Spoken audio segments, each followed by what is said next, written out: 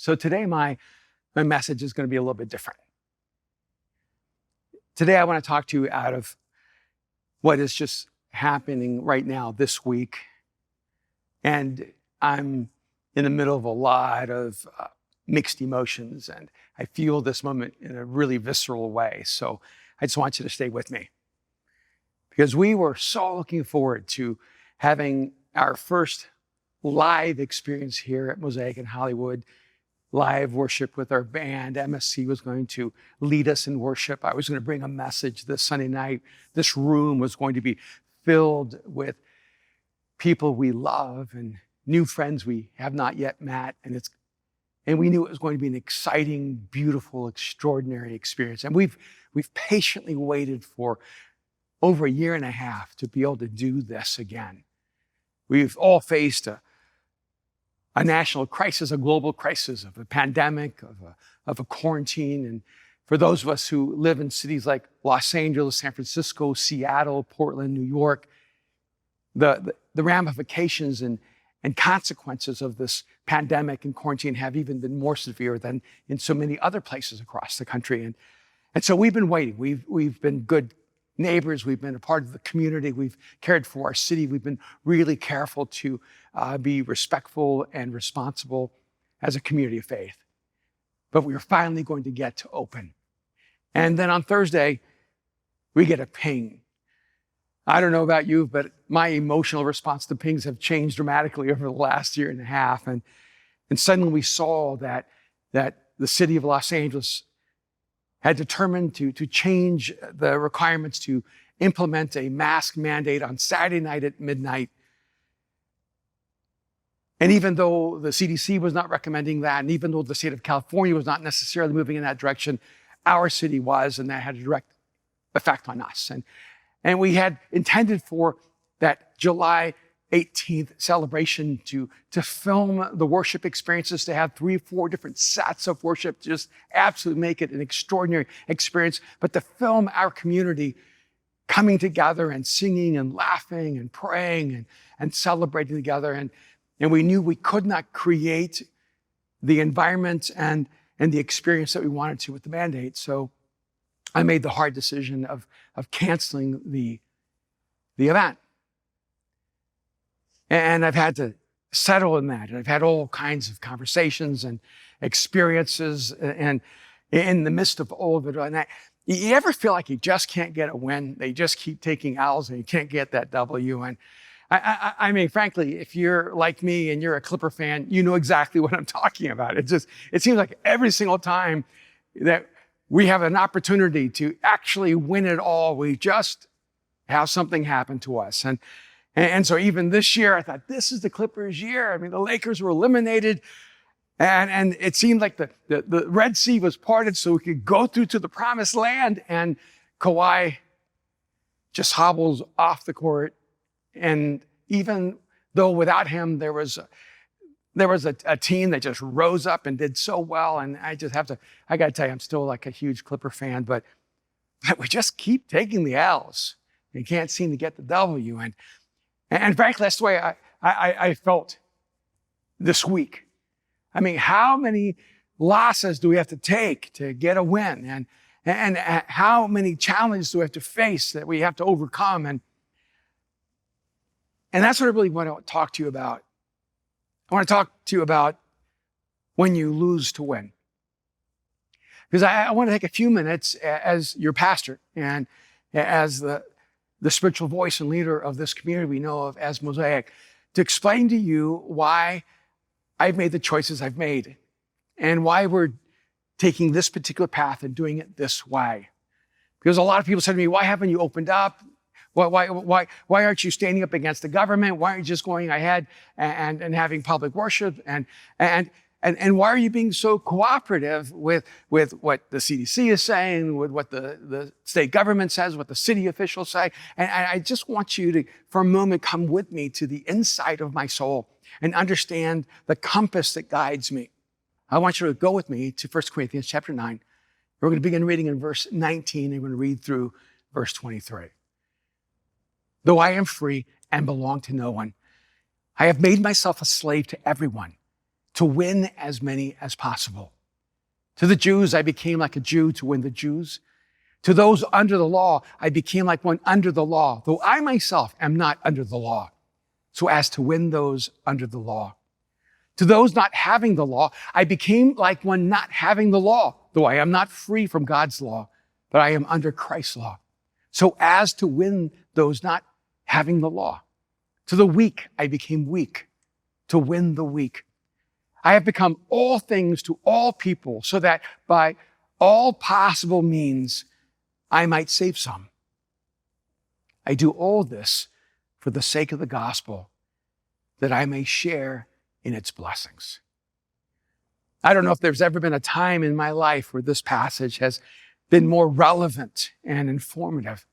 Now, anyone who knows me knows that this declaration from Paul, that I become all things for all people, that I may somehow save some, has been a life declaration for me. And this informs everything I do as an individual and everything I do as a leader and everything I do as the pastor of Mosaic.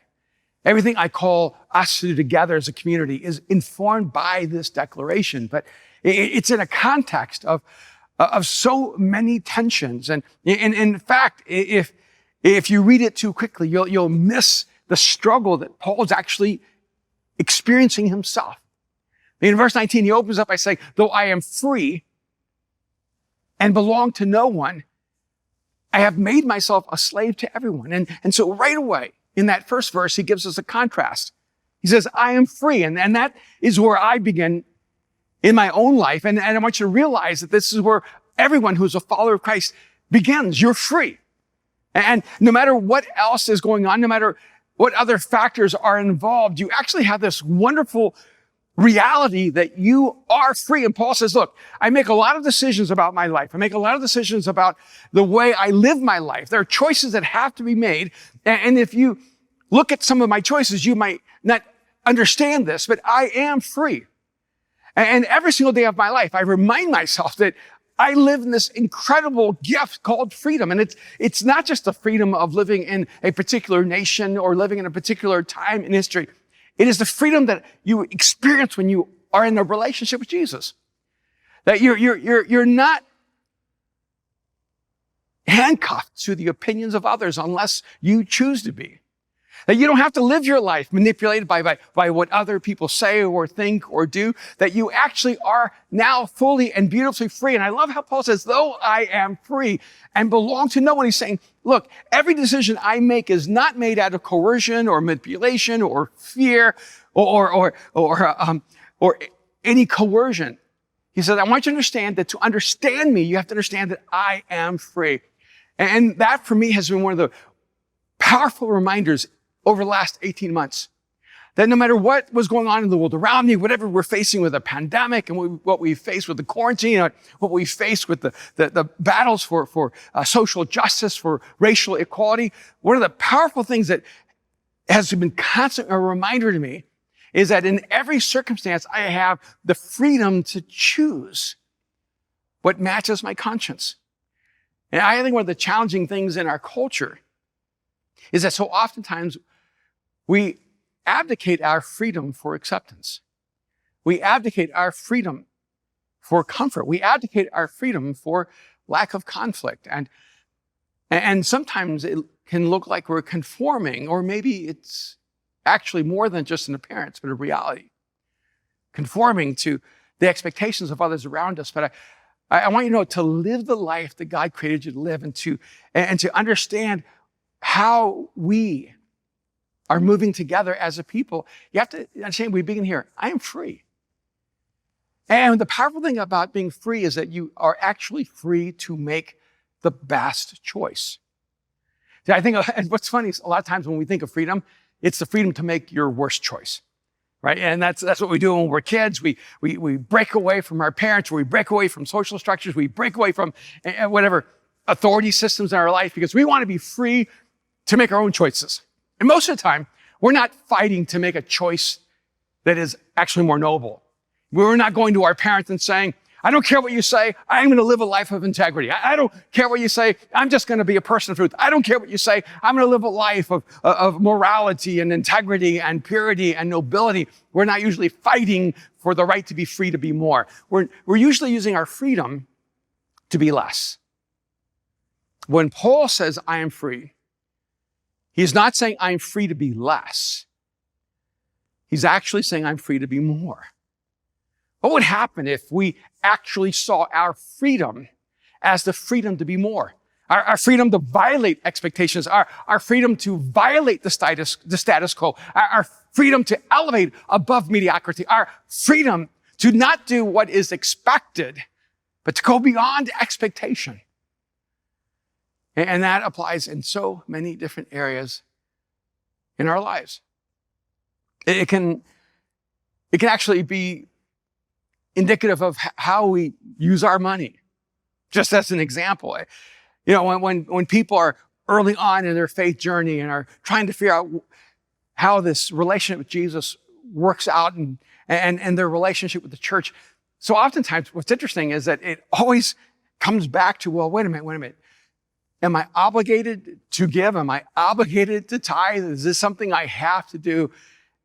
And you see, as long as you're asking the question, is this something I have to do? You're not free yet. See, what happens when you're free is that you actually become a person who is hilariously generous, a person who just loves to give. See, freedom doesn't give you the freedom to give, let's say, less than 10% as a tithe. Freedom actually allows you to become generous, to go far beyond 10. And what I think so oftentimes happens is that we think freedom is our right to be less. And so we have those basic 10 commandments. Freedom is not, oh, now I can kill people. See, no, you're free to love your enemies. Oh, now I'm free so I can steal someone else's goat or donkey or sheep. No, now you have the freedom to actually give rather than to take. Oh, I'm free. So now I don't have to worry about telling the truth. No, you're free. So now you can be free to tell the truth regardless of outcome or consequence. It's odd to me how freedom seems to be most often our pathway to less. But when Paul says, though I am free, he's actually saying, you might confuse my actions as someone who's not free because my freedom elevates me. It doesn't make me less, it makes me more. And so then he says, I have made myself a slave to everyone. Though I am free and belong to no one, I have made myself a slave to everyone. Now, when I read that passage, I thought, oh, that word slave is not a good word to use right now. Or maybe it was never a great word to use, except it's a real word. Because you see, Paul lived in a time of economic slavery and political slavery and the slavery of conquest and the slavery of oppression. And as a Jew, he understood the reality of slavery, where an entire nation was under the captivity and oppression of the Roman Empire. And Paul understood both sides of this issue because Paul was both a Jew and a Roman citizen. And so he understood the freedom of a Roman citizen. He understood the slavery of a Jewish citizen. He says, but I have this tension, what seems to be this dialectic, this contrast where I'm free, but I've made myself a slave to everyone. He says, I am free, but I am bound. And he uses that language because it is strong, visceral language. He's saying, I have bound myself to others. I have chosen to make others more important than myself. And frankly, people who do not understand why freedom is actually a gift and what you're supposed to do with that freedom will look at you if you do less with your freedom and think that you're a slave by obligation. He says to us, no, you don't understand. My freedom has allowed me to make a choice to make myself a slave to everyone. Not a victim to everyone. Not a person who lives to please everyone or to get everyone's acceptance or to somehow become a celebrity or to win in popularity. He's saying, no, I have an intention. I've made myself a slave to everyone with an intention to win as many as possible. So even though I am free, I am also bound. I am free. I am bound. And that's the tension in which I've chosen to live my own life. And that's the tension in which Jesus lived his life. He chose, as one who was completely free, to be completely bound. He chose to make himself a sacrifice on our behalf. Even though no one was more powerful than him, he made himself powerless. And he did that so that he might actually win us to himself. And Paul is saying, I have bound myself so that I might win as many as possible. And so he's not a slave to everyone because he's a victim or because he's powerless or because he's less, because he's inferior. He's actually made himself a slave to everyone because he has the strength in his freedom to live his life for others. This is a simple equation that we use here, even at Mosaic. We know we're free. And the reality is that the world around us can change very quickly, and the political scenarios of any nation can change in a moment. But no one can steal from you your deepest freedom, because they cannot force you to become what you do not choose to become. And no one can force you to make a choice that violates your conscience. You and I will always have the power to choose who we are and how we live our lives. And one of the decisions we've made, even as a community, is that we make choices knowing we are free and we are bound to win as many as possible. Let me just apply this in a very, very specific way. There are churches all over the country. And by the way, I've begun traveling just a bit, and it doesn't even seem like when I travel across the United States, I'm in the same country. I flew to Chicago, and there was 30,000, 40,000 people out on the streets with a Cubs game, and there were no masks. In fact, there were signs in the restaurants that said our employees do not wear masks. And people are enjoying the game, enjoying food, walking the streets. It was as if the world was normal. I went to Miami, same thing, the city was wide open. Went to New York, everything was shut down, and it looked like it was a ghost town. And so I realized that different people across the nation are experiencing different things. And as I talk to different leaders in different churches, the contrast is so extreme. I mean, some have told me we've been open the entire time. We've never experienced a shutdown or the quarantine, or it lasted for us a few weeks and then we were open again. And it's hard to have a conversation with someone who is living in that world because I don't know that world anymore. I'm right here in Los Angeles, and so I've experienced with so many of you the heightened extreme of our shutdown, and it seems like it just keeps perpetuating and moving along and going forward, and it never seems to come to an end. Even when I thought it was coming to an end, it didn't come to an end. And even when everyone seemed to think it was coming to an end, it didn't come to an end.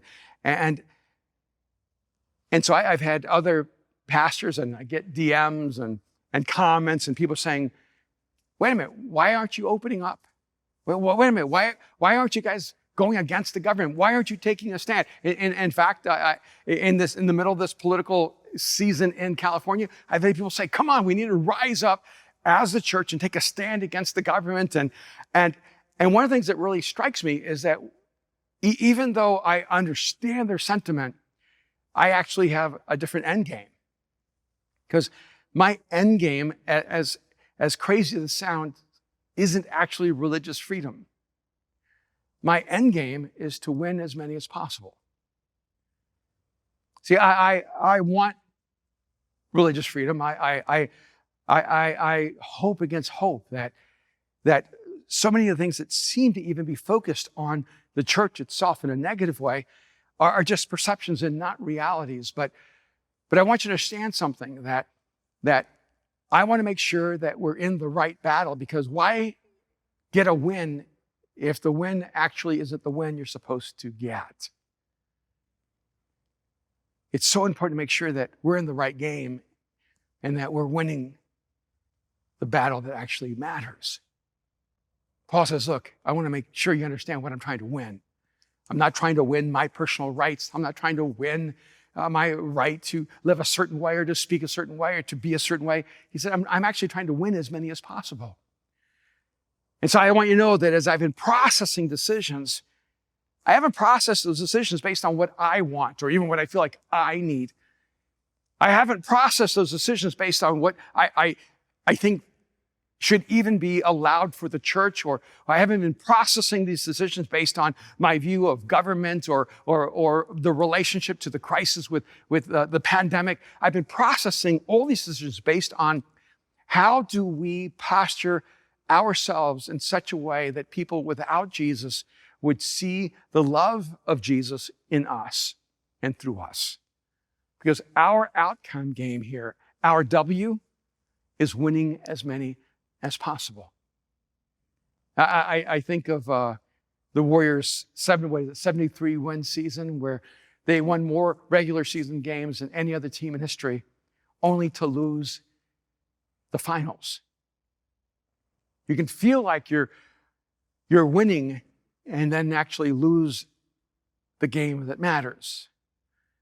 And for us, especially here in Los Angeles, and especially in a city that already has a very suspicious posture toward faith, toward Christianity, toward Jesus, toward the church, it's so critical for us to make sure that we win the right battle and that we understand that our battle is always for people, not against people. And Paul goes into a more specific dynamic of what this looks like. In verse 20, he says, to the Jews, I became like a Jew to win the Jews. To those under the law, I became like one under the law, though I myself am not under the law, so as to win those under the law. To those not having the law, I became like one not having the law, though I am not free from God's law, but I am under Christ's law, so as to win those not having the law. Now, everything Paul just said, he makes a statement that almost like creates a little subset to make sure you understand he knows the difference too. Let's go back up. Look at verse 20. He says, okay, wait a minute. To the Jews, I become like a Jew. When I read that, I pause for a minute and go, wait a minute, Paul, you're not like a Jew. You are a Jew. So why do you say to the Jews, I become a Jew or like a Jew to win the Jews? Because Paul, you are a Jew. But here's the difference, you see. One, Paul was never quite Jewish enough because he was also a Roman citizen. And he was never quite Roman enough because he was also ethnically Jewish. And he was also Hebrew. And he was a devout believer in Judaism. And so Paul was in two different worlds, and he's never quite fully in the other world because he was also a part of the other world. But here's the funny thing. Paul says, look, to the Jews, I become like a Jew. You know why he says that? Because Paul was never limited by the mindset of only being a Jew because now he's in Jesus, so he's free. So he's not limited by one particular expression of being human.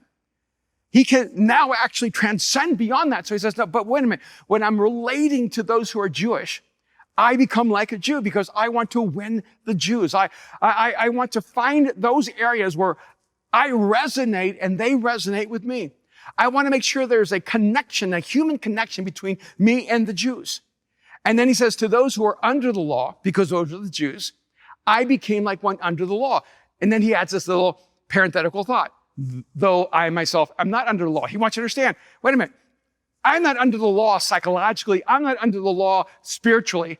I'm free from the law. He goes, but I'm living under the law because those who are living under the law would not listen to me when I talk to them about who Jesus is and what God has done for them if they saw me violating that which was important to them. He says, I do this so as to win those under the law. See, Paul was actually working for the win. And he was willing to take losses to make sure he got the win that mattered. And then he flips it. He says, to those not having the law, that's the Romans, I became like one not having the law. Now, he didn't just become like one not having the law because he was also a Roman citizen. But what he's saying is, look, even though I'm now living and relating like this Roman, I'm not the same as them because I'm living in that space, but I'm outside of that space. I'm bigger than that. I'm free of that. I don't have to act the way a Roman always acts. I don't have to act the way a Jew always acts. I can always make my decisions from a higher consciousness. And so even though I am not free from the law. He adds this parenthetical thought so they would understand that. But I'm under God's law, but I'm under Christ's law. He says, I do this. I act like one not having the law so as to win those not having the law. And so Paul actually begins to become incredibly adaptive. It's not that he doesn't know himself. He knows himself so clearly that he can become exactly what is needed in every environment he's in. Has that ever applied anywhere like it does right now? I mean, here we are in Los Angeles, and what to me it strikes me so poignantly is that we're living in the tension of a world of extremes. You're either a conservative or a liberal or a white supremacist or a socialist. You're a Republican or a Democrat. It just seems like everyone has to choose a polarizing side. And if you don't choose one, you're thrown into the other category. You're either with us or against us.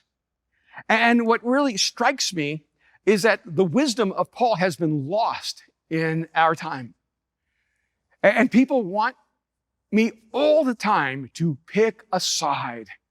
We had a development company a few years ago come and to see if they could help us raise money and as a church. And they came and said, oh, Mosaic is the most untapped brand we've ever seen. You guys have never raised money, really asked people for money, and you have such a strong and powerful and respected brand. This is going to be easy. They came back later and said it was impossible for us. And I asked them why, and they said, you're not liberal enough for the liberals who give, and you're not conservative enough for the conservatives who give. And so because you stand in both worlds, neither world wants to invest in what's happening here. And I thought, this is so ironic because I think it sounds like Jesus. See, people want us to choose a side, but let me tell you, Jesus died for people on the far right, and he died for people on the far left. Jesus died for Republicans and Democrats. Jesus died for socialists and even for racists. Jesus died for everyone so that everyone would become who God created them to be. And one of the great challenges is that so oftentimes the church has chosen in our national history to trust more in politics than in the gospel. And one of the things that frustrates me so much is that the message of Jesus gets lost in all the cultural conflicts and political posturing. And I want you to realize that what we're doing is not accidental, it's intentional. We will never sacrifice the win that matters for all the small wins that pull at us all, that everyone wants us to get into, and then lose people.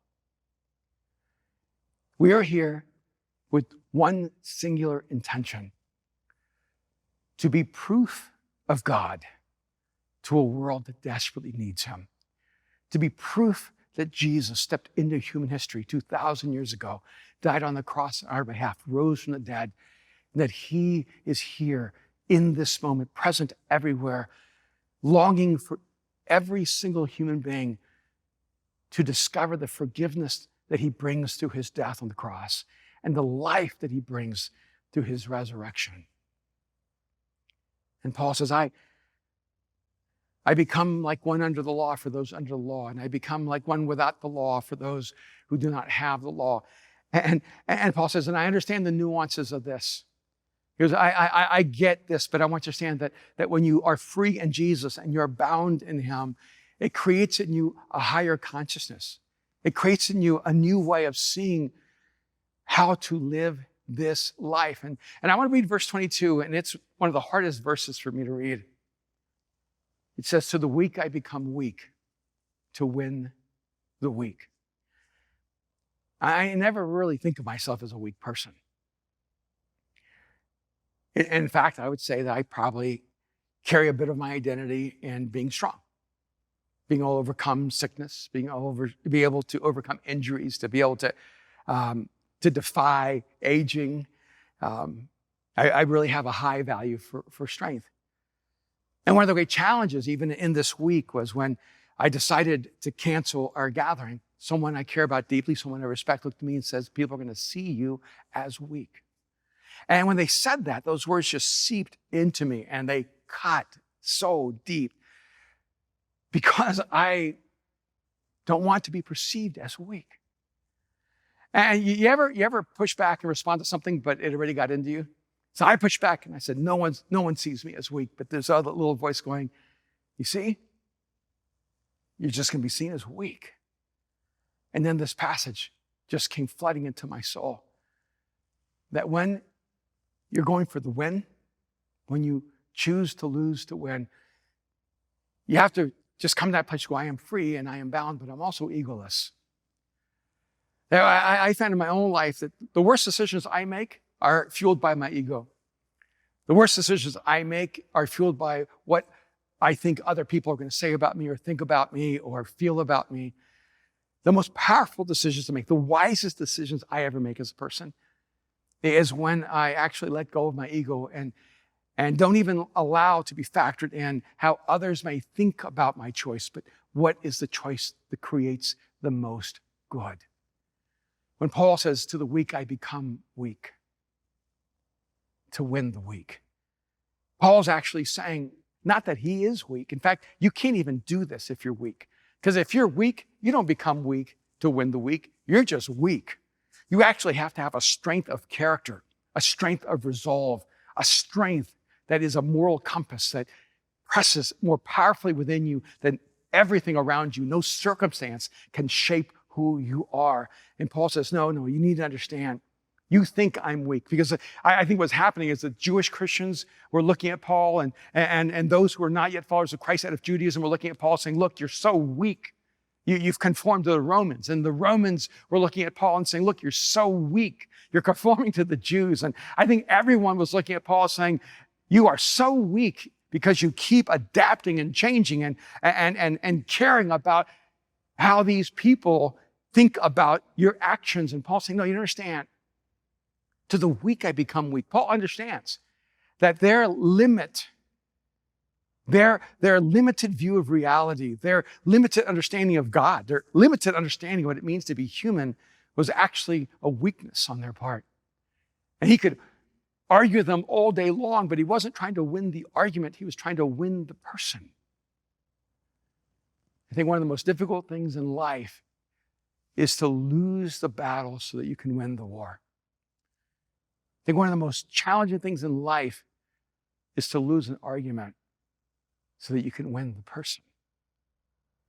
And Paul says, to the weak, I became weak to win the weak. So just straight up, that I think that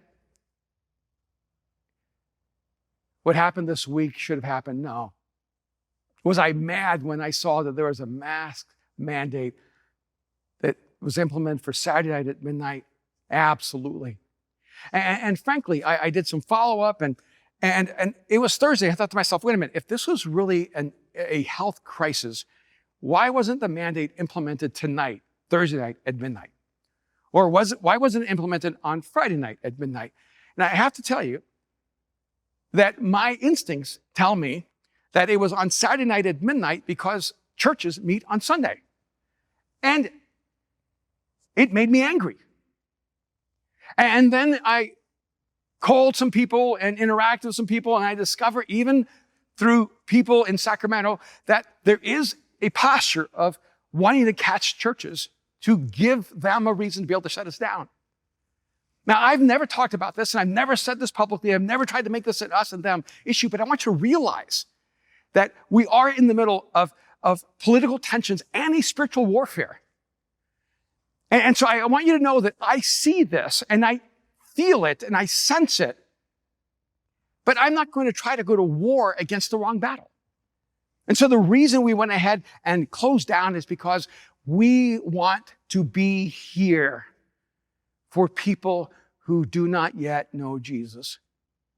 See, what I do know is that those of us who follow Jesus, nothing but nothing can stop us from moving forward.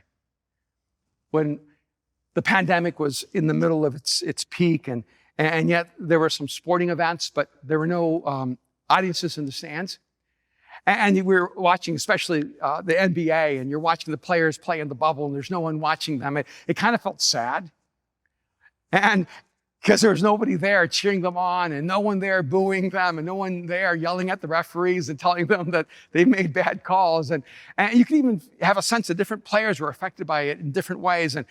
And a lot of people use that as the parallel for the church, that the church was not allowed to come together in the same way that people could not come together for sporting events. But here's the difference. You see, the church is not the people in the stands. The church is not the audience. The church are the players. See, we are the team on the court playing the game. We're not the audience watching the game. And frankly, if you think the church has been canceled for the last year and a half, it may be that you've been in the audience when you were supposed to be on the court.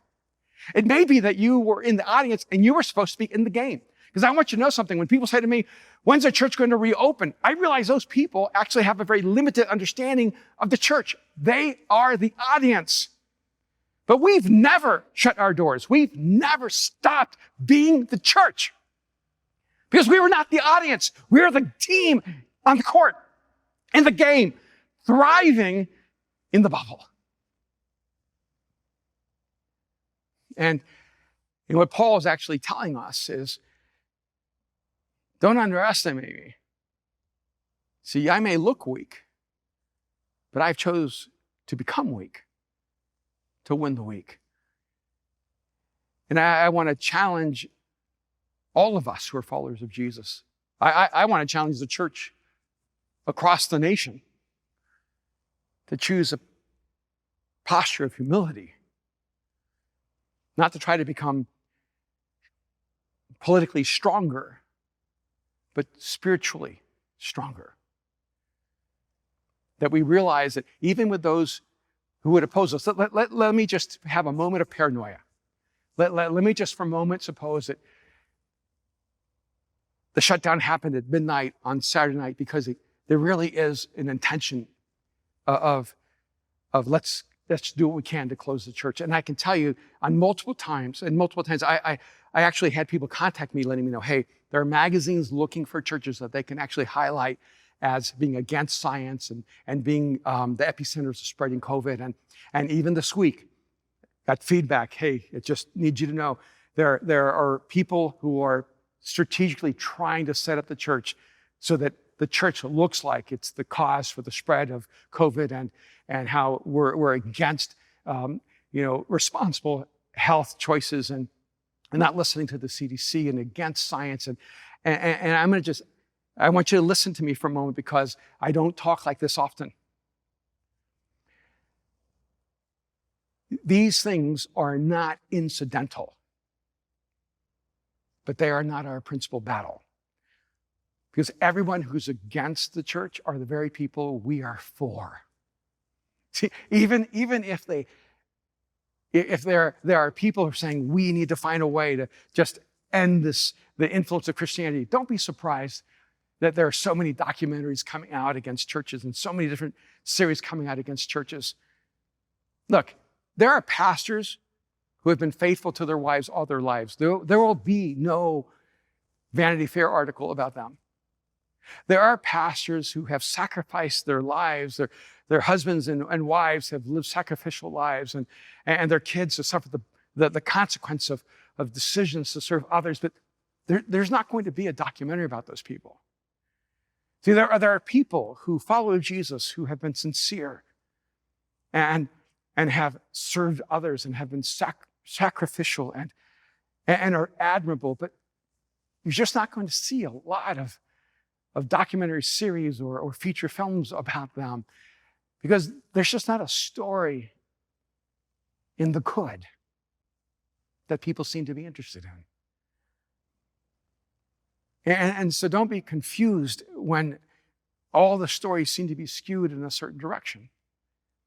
But I just want to be clear that even if all that was true, even if the entire government and if every state decided we've got to find a way to make it harder for the church to exist, they will never be our enemies. They are going to be our objects of love. And listen to me, no matter how against you will ever be against the church will not be against you. If you're against Jesus, Jesus will never be against you. And I want you to know that the win for us is you. Even if you never agree with us or believe with us, we want you to have this unexplainable realization that you just couldn't get us to feel about you the way you feel about us. We loved you to the very end. Paul says this, I have become all things to all people, so that by all possible means I might save some. I do all this for the sake of the gospel, that I may share in its blessing. This declaration from Paul has always been central to my life. I become all things to all men, that I might possibly save some. To all women, to all people, to everyone. It's one of the reasons why it's so hard for people to understand Mosaic, which I think is kind of funny. It's hard for churches to understand Mosaic. It's hard for Christian leaders to understand Mosaic, because most of us are defined by what we're against, not what we're for. And so people expect us to be against people. And in fact, so many of the conversations on social media are trying to get us to be against someone, or to be against something, or to take a position against another position. And the reason I don't do that is because, you see, I'm not against you. We are for you. And when Paul says, look, this is my strategy for life. I am all things.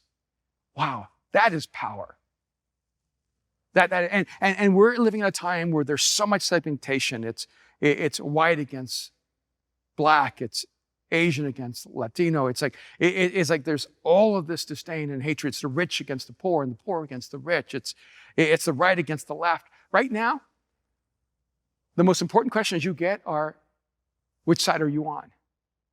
Who are you? And our identities have become more and more defined by what makes us different than everyone else, whether you're gay or you're straight, or whether you're a capitalist or a socialist, and if you're not careful, you're going to end up choosing your identity to let everyone know who you're against rather than who you're for. And if you want to know what Mosaic's position is, what my position is, here it is. I have become all things to all people, so that by all possible means I might save some. And do all this for the sake of the gospel, that I may share in its blessings. I had a call this past week from a friend, and he's really brilliant. He's an Ivy League graduate. He has an MBA. He is a co-founder of a company that they sold for over $1 billion. In every measurable measurement, he's super successful, incredibly intelligent, incredibly talented. And he calls me up and he says, hey, I got a question for you. And it caught me off guard, but I didn't realize it was like a God question, a theological question. He said, I was just talking to someone, he was talking about evil, and then he talked about hell, and he goes, do you believe like in evil and in hell? And he goes, because I realize I believe in God, I believe in Jesus, I believe in heaven, I believe in the good stuff. And then I don't believe in all the negative stuff. I don't believe in evil. I don't believe in hell. And he goes, I know I'm sort of picking and choosing, but what do you think about all that? And it's a lot to unwrap on a phone call. And one of the things I said, well, one of the differences is that you kind of begin with what seems to be true, and then you might go to the Bible. And I kind of begin with the Bible, and then I work through how I perceive things to be true. And so it's like journeys toward truth that maybe start at a different place. It could end in the same place. And he goes, well, the reason I'm calling you is because when you talk about these things, it makes more sense to me. So I thought maybe you could help me make sense of this. And so we talked about evil for a while, and we talked about hell for a while. And then I said this. I said, all right, we're talking about something that happens after life, hell. And really what we need to be talking about right now is what we can do before life.